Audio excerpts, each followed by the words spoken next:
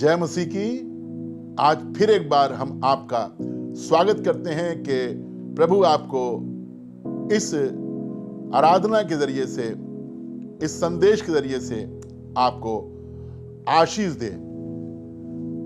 हम आपके एक बार फिर सहयोग के लिए हृदय से आभारी हैं और आपसे निवेदन करना चाहते हैं कि आप अधिक से अधिक लोगों को इस संदेश को पहुंचाएं, शेयर करें, सब्सक्राइब करें और अपने प्रार्थना अनुरोध आप कमेंट बॉक्स में जरूर से दें।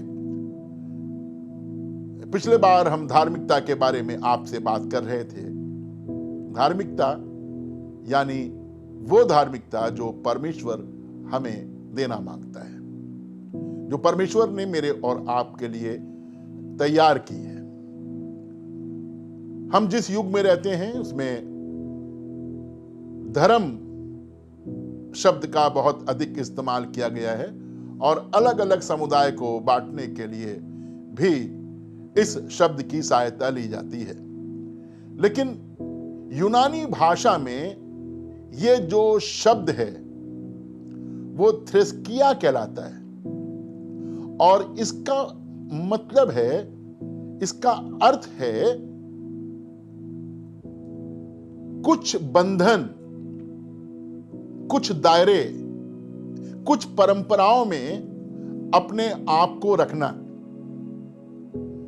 बहुत से लोग इस परंपराओं से बहुत कंफर्टेबल नहीं होते, स्वतंत्र रहना मांगते हैं, आजादी के साथ में सेवा करना मांगते हैं। लेकिन जो घराने वाले हैं, जो परिवार वाले हैं, वो समझते हैं इस वाली बात को कि हमारे लिए परंपराएं भी बहुत जरूरी हैं। जो बुजुर्ग हैं वो चाहते हैं कि घर में बच्चे उन्हें सुबह सलाम करें, रात में उन्हें गुड नाइट बोलें, उनके पैर छुएं और बहुत सी परंपराएं खानदानों के अनुसार खानदान में होती हैं और लोग चाहते हैं कि अच्छा हो। लेकिन दूसरी तरफ जवान सलाम नहीं करना मांगते, जवान पैर नहीं छूना मांगते, जवान झुकना नहीं मांगते।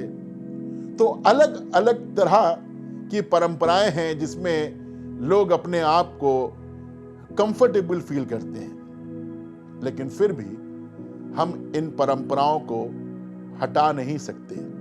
इसमें हमारा शरीर इन्वॉल्व होता है, इसमें हम शारीरिक रूप से कार्य करते हैं। तो ये जो थ्रेस्किया वर्ड है ये इसीलिए यहां पर इस्तेमाल किया गया है कि आराधना का तरीका, कि हम किस तरह से आराधना करें। कुछ लोग खामोशी में आराधना करते हैं, कुछ लोग हाथ जोड़ के आराधना करते हैं। सबके आराधना करने के तरीके अलग अलग हैं और कोई प्रार्थना करते हुए घुटने टेक देता है और कोई प्रार्थना करते हुए स्वर्ग की ओर अपनी आंखें उठा लेता है, कोई अपने हाथ उठा लेता है। कहने का मतलब यह है कि हमारा शरीर भी आराधना में इन्वॉल्व हो सके। सिर्फ मन नहीं, बाइबल तो कहती है तन, मन और धन। एक जगह लिखा है आत्मा, प्राण और शरीर। एक जगह लिखा है आत्मा और प्राण दोनों। तो इसका मतलब अकेला शरीर से काम नहीं है, लेकिन शरीर को हम अलग भी नहीं कर सकते। शरीर को हमें आराधना के लिए बंधन में लेकर के आना है। इसे ही धर्म कहा गया है। जब आप आराधना करते हैं तो आपको आपके पादरी साहब आराधना करने के तरीके आपको बताते हैं, जैसे मुंह के बल गिर करके परमेश्वर को दंडवत करना। ये कुछ पुराने नियम की परंपराएं हैं। हाथ उठा करके परमेश्वर की आराधना करना। अगर आप भजन पढ़ेंगे तो भजन की पुस्तक में आपको ये सब पोस्चर्स मिल जाएंगे। झुक करके परमेश्वर की आराधना करना, नाच करके परमेश्वर की आराधना करना, ये सब परंपराएं दी गई हैं बाइबल में, जो बहुत उस जमाने में बहुत जरूरी थी। और देखिए, उस समय भी जब लोग आराधना किया करते थे, मूसा के तंबू में जो आराधना थी वो बड़ी खामोशी से हुआ करती थी। कुछ बलिदान वगैरह भी हुआ करते थे, लेकिन दाऊद के युग में लोग आराधना बाजे बजा करके, ताली बजा करके, गा करके, नाच करके किया करते थे। तो दोनों में जहां खामोशी थी वहां भी शरीर इन्वॉल्व था, और जहां खामोशी नहीं वहां भी शरीर इन्वॉल्व है। मेरे साथ एक पद निकालें, और वो मिलेगा आपको पहला करंथियों उसका 15 अध्याय उसके 33 पद से पढ़ेंगे। धोखा ना खाना, लिखा है धोखा ना खाना, बुरी संगति अच्छे चरित्र को बिगाड़ देती अच्छे चरित्र को बिगाड़ देती है। लिखा धोखा ना खाना, बुरी संगति अच्छे चरित्र को बिगाड़ देती है।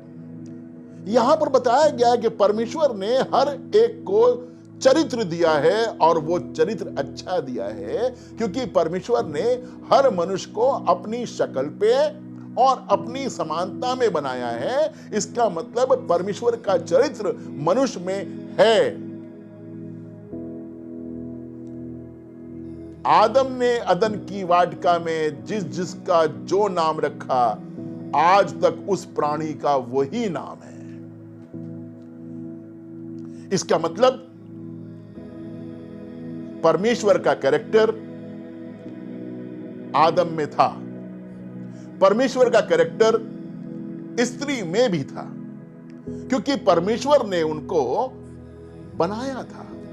और जिसको परमेश्वर बनाता है वो तो अच्छा बनता ही है। इसीलिए आप अपने आप को आईने में देख करके परमेश्वर का धन्यवाद कर सकते हैं, क्योंकि आप बहुत सुंदर हैं। कभी आपने अप्रिशिएट किया है परमेश्वर को? आज आईने के सामने खड़े होइएगा और देखिएगा कि आप कितने सुंदर हैं, और परमेश्वर को इस वाली बात के लिए अप्रिशिएट कीजिएगा। लेकिन कोई है जो बिगाड़ना मांगता है, कोई है जो सुंदरता को छीन कर ले जाना मांगता है, और उसमें एक है बुरी संगति। बुरी संगति ना केवल चेहरा बिगाड़ती है बल्कि चरित्र को ही बिगाड़ देती है।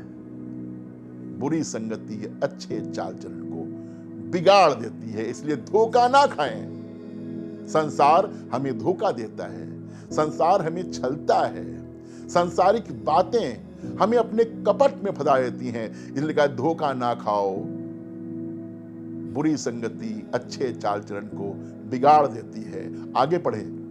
धर्म के लिए जाग उठो, धर्म के लिए जाग उठो, और पाप ना करो, और पाप ना करो। धर्म के लिए जाग उठो और पाप ना करो, क्योंकि कुछ ऐसे हैं, क्योंकि कुछ ऐसे हैं जो परमेश्वर को नहीं जानते, जो परमेश्वर को नहीं जानते, जो परमेश्वर को नहीं जानते, अभी भी असमंजस की स्थिति में रह रहे हैं। आपको आवश्यकता नहीं है कि जो परमेश्वर को नहीं जानता है आप उसकी संगति करें, क्योंकि अभी उसने परमेश्वर को नहीं जाना है। जब जान जाएगा तो उसका चरित्र भी अच्छा हो जाएगा। प्रार्थना करें उसके लिए, लेकिन उसकी बातों में आकर के, उसकी संगति में आकर के आप अपने अच्छे चरित्र को ना बिगाड़िए। धोखा ना खाओ। एक और आयत जो मैं पढ़वाना मांगता हूं, और वो मिलेगी आपको तीतुस की किताब, तीतुस, और उसका 2 अध्याय उसका 12 पद है, जहां इस प्रकार से बताया गया। सुनिएगा। और हमें चेतावनी देता है, लिखा है, और हमें चेतावनी देता है कि हम अभक्ति और सांसारिक अभिलाषाओं से मन फेर कर इस युग में सुनिएगा, इस युग में जिसमें हम और आप रह रहे हैं, इस युग में संयम और धर्म और भक्ति से जीवन बिताएं और उस धन्य आशा की अर्थात अपने महान परमेश्वर और उद्धारकर्ता यीशु मसीह की महिमा के प्रकट होने की बाट जोते रहे। हम इंतजार करें कि प्रभु यीशु मसीह की महिमा प्रकट होगी। मेरे और आपके लिए प्रभु यीशु मसीह की महिमा प्रकट होगी। एक उदाहरण देना मांगता हूं नए नियम से, और वो आपको मिलेगा लूका रचित सुसमाचार उसके 7वें अध्याय में। एक फरीसी ने यीशु मसीह को दावत पे बुलाया। यीशु मसीह उसके यहां भोजन पर आमंत्रित थे, तो उसने बड़ी तैयारियां भी की थी, क्योंकि आज यीशु मसीह भोजन करने के लिए आ रहे हैं। और जब यीशु मसीह वहां भोजन करने के लिए बैठा, तभी एक स्त्री वहां पर आई। उसके हाथ में संगमरमर का एक बर्तन था, उसमें इत्र था। उसने उस बर्तन को तोड़ दिया और इत्र को यीशु मसीह के पांव पर उंडेल दिया, और वो अपने बालों से यीशु मसीह के पांव को पोंछने लगी, उन पांव को चूमने लगी। ये देख करके फरीसी कहने लगा, अगर ये भविष्यवक्ता होता तो जान लेता कि ये कैसी पापिन स्त्री है। देखिए, दो तरह के लोग, एक वो जो यीशु को दावत में बुला रहा है, उसके लिए भोजन तैयार करवा रहा है, उसके लिए बैठने का इंतजाम कर रहा है। एक वो स्त्री जो बिना बुलाए चली जाती है, अपमान की पात्र तो वैसे ही हो गई। उसकी पहचान है पापनी स्त्री। लेकिन यह स्त्री यीशु मसीह के पास आकर के संगमरमर के पात्र में जो इत्र है, उस बर्तन को तोड़ करके इत्र को उंडेल देती है और उसके पांव को अपने बालों से पोंछती है। उसके मन में विश्वास है कि ये मेरे पापों को क्षमा कर सकता है। लेकिन उस फरीसी में विश्वास नहीं है, संदेह आ रहा है कि अगर ये भविष्यवक्ता होता तो जान लेता कि ये पापिन स्त्री है। यीशु मसीह ने वहां पर उस स्त्री को उसके पापों से मुक्त कर दिया और कहा, ये स्त्री, इसने बहुत पाप किया था, इसलिए इसका अधर्म क्षमा किया गया है, इसलिए ये मुझे बहुत प्यार करती है। इसने मेरे गाड़े जाने के लिए ये इंतजाम किया है।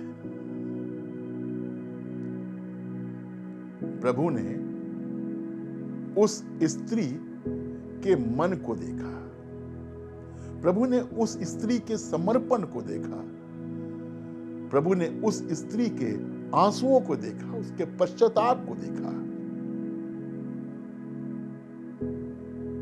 हम बहुत बार अपने अहम के साथ में प्रभु के पास में आते हैं। हम सोचते हैं हम तो भोजन खिला देंगे तो बहुत अच्छा है, हम सोचते हैं कुछ और कर देंगे तो बहुत अच्छा है। मैं नहीं कहता कि नहीं करना चाहिए, आपको प्रभु के लोगों के साथ में अच्छा व्यवहार करना चाहिए, उनकी देखभाल करनी चाहिए। लेकिन जो आप कर रहे हैं उसके ऊपर भरोसा नहीं करना चाहिए। आपको प्रभु की धार्मिकता पर भरोसा करना चाहिए, उसकी दया पर भरोसा करना चाहिए, उसके प्रेम पर भरोसा करना चाहिए। हो सकता है मेरा कम अपराध क्षमा किया गया है, लेकिन कोई है जो मेरे घर में आया है, कोई है जिसके कपड़े अच्छे नहीं हैं, कोई है जो निर्धनता की हालत में है, उसके पाप ज्यादा हैं और प्रभु उसको क्षमा कर रहा है।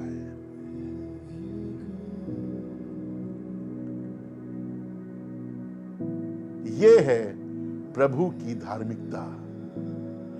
इस व्यक्ति ने यीशु की धार्मिकता को नहीं देखा, लेकिन इस स्त्री ने यीशु की धार्मिकता को देख लिया।